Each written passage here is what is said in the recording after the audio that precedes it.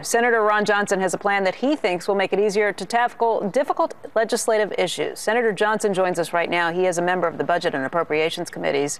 And Senator, you've laid out in an op-ed piece what you call America's choice. Can you describe that to us? Well, first of all, I believe it is time for America to choose. And there's nothing new in terms of the agenda. I mean, it's 5 of the elements of Rob Portman's jobs plan are in it. But it's basically recognizing that, President Obama's approach is totally different than our approach. And you know what? It's not really about pointing fingers, but it's about recognizing reality. And, our problem is that we simply haven't had a partner negotiating in good faith on the other side. I mean, President Obama, truthfully, I believe he stopped running America back on November 3rd, 2010, and started running the election. So it is a political process. And in order to actually advance the cause of freedom, in order to actually advance the cause of economy, we have to start solving the problem. We have to start passing some pieces of legislation.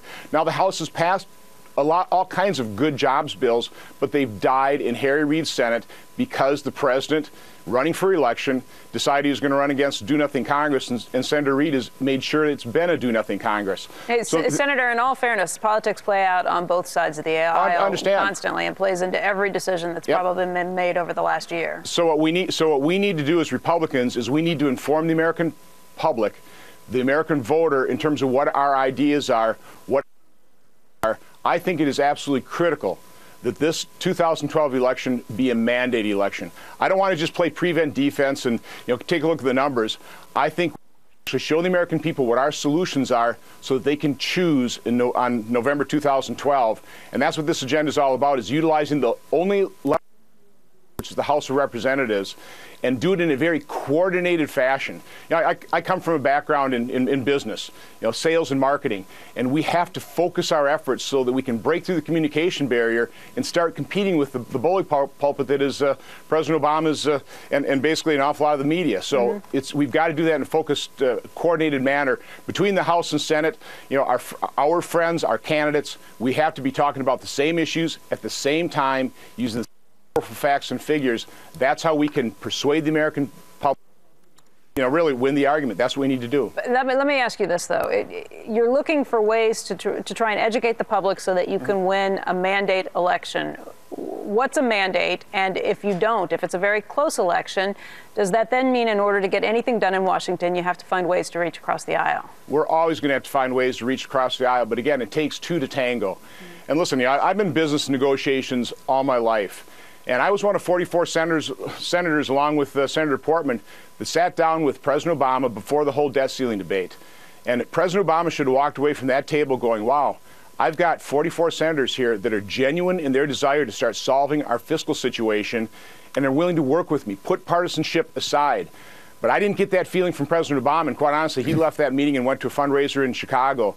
And, it's just a sad fact. He talks about wanting to have the grand bargain. Well, why didn't he put that in his budget that he presented last February that lost 0 to 97 in the United States, dominated by his own party?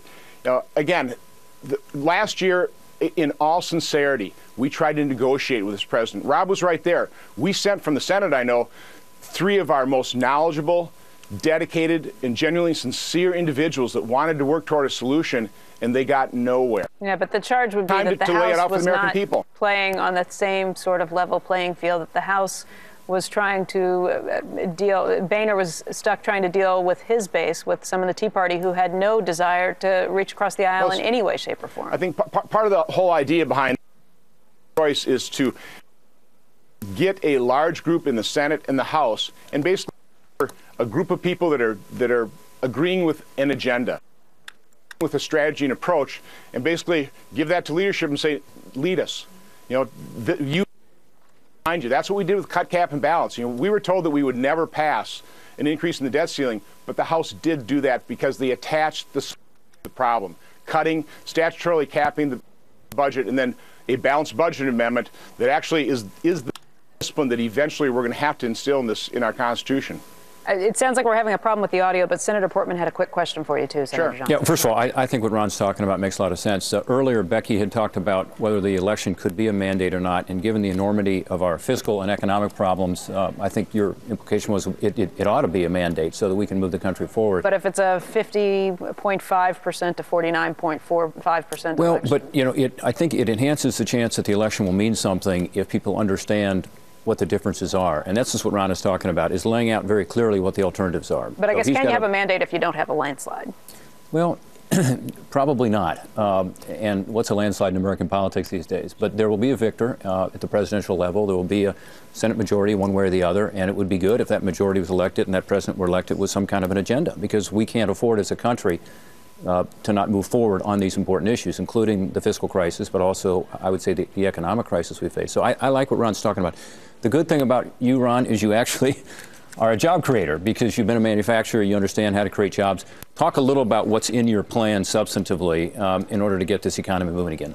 Well, it starts with the size of our debt. You know, Republicans actually believe in the private sector. That's what we need to do.